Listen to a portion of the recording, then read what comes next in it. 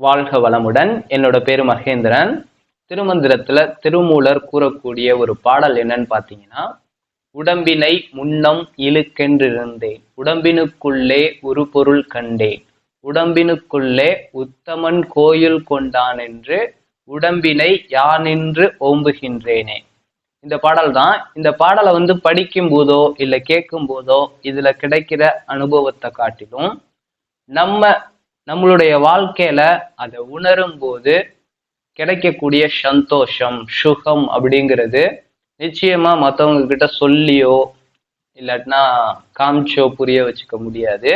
அது இன்டர்னலா கிடைக்கக்கூடிய ஒரு அற்புதமான இன்பம், ஆனந்தம் அப்படின்னு சொல்லலாம். என்ன காரணம்னா, நாம எல்லா பேருமே அவர் சொன்னது போல உடம்பின முன்னம் இழுக்கென்று இருந்தேன்னு சொல்றாருல முதல் வரியில, அது போலதான் நாம இந்த உடம்ப இழுக்கா நினைச்சுக்கிட்டு இருக்கோம். ஒவ்வொரு செகண்டும் இந்த உடம்பு நம்மளை பாதுகாக்கிறதுக்கு இந்த உடம்புக்குள்ள எவ்வளவோ வேலைகளை செஞ்சுக்கிட்டு இருக்கு. இந்த இயற்கையோட இணைஞ்சு அது பண்ணக்கூடிய வேலைகள் அவ்வளவு இருக்கு. ஆனா அதை எதையுமே நாம கண்டுக்காம இதை இழிவுபடுத்திக்கிட்டு இருக்கோம். மேற்கொண்டு இதை நோய்க்கு உள்ளாக்கி மரண நிலைக்கு கொண்டு போய்கிட்டு இருக்கோம் அப்படிங்கிறது ஒரு மறுக்க முடியாத உண்மைன்னே நான் சொல்லுவேன். ஏன் இப்படி சொல்றேன் அப்படின்னு பாத்தீங்கன்னா, இதுக்கு முன்னாடி நான் கராட்டே, குங்ஃபு, ஹார்ட் எக்ஸசைஸ் இப்படி இருக்கும் போதெல்லாம் பாத்தீங்கன்னா, இந்த உடம்ப வளர்க்கறதுக்காக கறி காயின்னு எக்கச்சக்கமான விஷயங்களை சாப்பிடுவேன். ஒரு நாளைக்கு 6 நேரம் கூட சாப்பிட்டுருக்கேன். உடம்பு வெயிட் ஏறணும், எலும்பு வெயிட் ஏறணும், நரம்பு முறுக்கி ஏறணும், அடிச்சா எல்லாம் ஒட்டையணும் அப்படிங்கிறது போல இந்த உடம்ப படாத பாடுபடுத்தியிருக்கேன். காலையில 3 மணி நேரம் எக்ஸசைஸ், சாயங்காலம் 3 மணி நேரம் எக்ஸசைஸ், ஒரு நாளைக்கு 1000 தண்டாலு, புல்லப்ஸ் அப்படிங்கிறது கணக்கு இல்லாம ஓடி இந்த உடம்ப துன்புறுத்தி பல இன்னல்களுக்கு ஆளாக்கி இருக்கேன் அப்படின்றது எனக்கு மட்டுமே தெரிஞ்ச உண்மை. ஆனா இது எல்லாமே பாத்தீங்கன்னா, இந்த உடம்ப அழகாக்கணும், ஆரோக்கியமா ஆக்கணும் அப்படிங்கிறது ஒரு நோக்கம்தான். பட் அது சரியான வழியா அப்படிங்கிறது தெரியாதுல்ல. அதனால அதுதான் பெஸ்ட் அப்படின்னு சொல்லிட்டு அந்தந்த வயசுக்கு தகுந்த விஷயங்களை செய்யாம அதுக்கு மீறின வயசுல மீறின செயல்கள்லாம், வயசுக்கு மீறின செயல்கள்னு சொல்லுவாங்கல்ல, அதெல்லாம் ஃபாலோ பண்ணதுனாலதான் எனக்கு அந்த ஸ்ட்ரெஸ் அதிகமா இருந்தது. மன அழுத்தம் அப்படிங்கிறது ஜாஸ்தியா இருந்ததுனால சீக்கிரமே உடம்புல முடியெல்லாம் நரைக்க ஆரம்பிச்சு, கொட்ட ஆரம்பிச்சு. இதுக்கு இடையில ஒரு ஆக்சிடென்ட்ஸ் வேற, கரண்ட் அடிச்சதுனால மிகப்பெரிய ஒரு பாதிப்பு உண்டாச்சு. உயிர் பொழைச்சதே பெருசுன்னே சொல்லலாம். அதுலதான் என்னோட பற்களுக்கு இடையில சந்து விழுந்துருச்சு. ஆரம்பத்துல நெருக்கிதான் இருந்தது. அந்த பிரச்சனைக்கு அப்புறம் தான் என்னுடைய பல்கள்ல அதிகமான பலவீனம் ஏற்பட்டு இருந்துச்சு. அதுக்கப்புறம் தான் நான் யோகாக்குள்ள அதிகமா கான்சென்ட்ரேட் பண்ண ஆரம்பிச்சேன். என்ன காரணம்னா, அதுக்கு முன்னாடி ஒரு நாளைக்கு கிட்டத்தட்ட ஒரு 300-400 தண்டால் அடிப்பேன் குறைஞ்சது. அதிகமா எவ்வளவு வேணாலும் போகும். இந்த லீவ் அன்னைக்கெல்லாம் ஞாயிற்றுக்கிழமெல்லாம் அதிகமா எக்ஸசைஸ் பண்ணுவேன். குறைஞ்சது 300 தண்டோல் ஒரு நாளைக்கு. காலையில 150, சாயங்காலம் 150 கன்ஃபார்மா செஞ்சிருவேன். அந்த ஒரு 16 வயசுல இருந்து ஒரு 24-25 வயசு வரைக்கும். இப்படி இருந்த எனக்கு அந்த கரண்ட் அடிச்சதுக்கு அப்புறம் என்ன ஆச்சுன்னா, ஒரு தண்டால் கூட அடிக்க முடியல. தண்டால் அடிக்கலான்னு சொல்லிட்டு கைகளை ஊனி இருந்தேன். அப்படின்னா திரும்ப கொஞ்ச நேரத்துல ஒரு தண்டால் எடுக்க முடியாத அளவுக்கு பொத்துன்னு கீழே விழுந்துருவேன். நானா கீழே கிடப்பேன். அப்படி இருந்த உடம்புக்கு திரும்ப எப்படி ரெக்கவர் பண்ண முடிஞ்சது அப்படின்னா, இன்டர்னல்லா என்னுடைய மனசை வச்சுதான் இந்த உடம்ப பலப்படுத்த ஆரம்பிச்சேன்.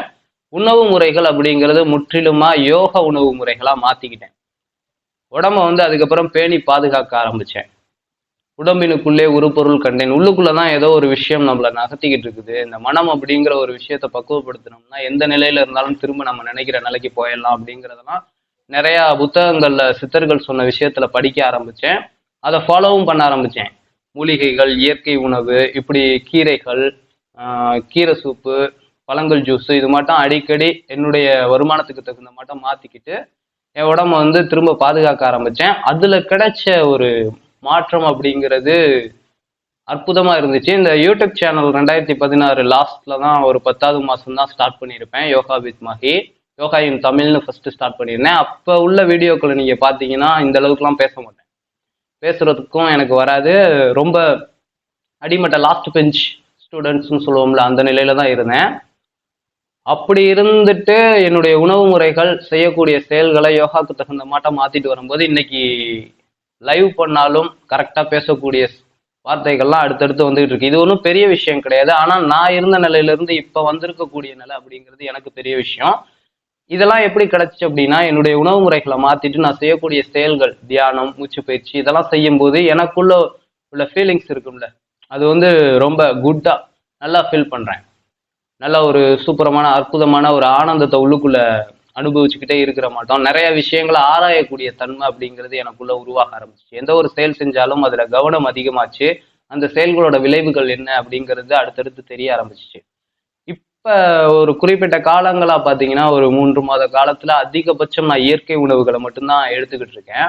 எடுத்துக்கவும் முயற்சி பண்ணிக்கிட்டே இருப்பேன். இனிமே வாழ்க்கை முழுக்க அது போன்ற உணவுகளை எடுத்துக்கிட்டே இருக்கலாம் அப்படின்ற ஒரு முடிவு பண்ணியிருக்கேன். ஆனா முயற்சி பண்ணிக்கிட்டே போவேன். முடிஞ்சதுன்னா அதுல கிடைக்கக்கூடிய அனுபவங்களையும் அடுத்தடுத்த வீடியோக்கள்ல வந்து நான் ஷேர் பண்ணிக்கிட்டே இருக்கேன்.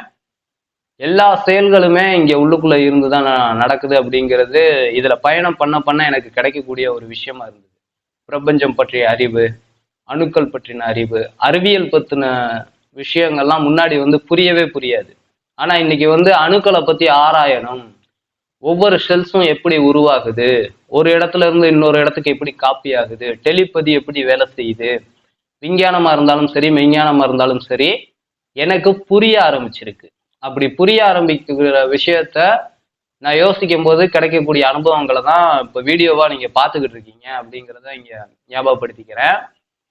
இந்த அனுபவம் எப்படி இருக்கு அப்படின்னு கேட்டீங்கன்னா, அந்த பாட்டை படிக்கும் போது எனக்கு கிடைச்சிச்சு. அது என் வாழ்க்கையில நடந்திருக்கு அப்படின்றத யோசிக்கும் போது இன்னும் ஆனந்தமா இருக்கு.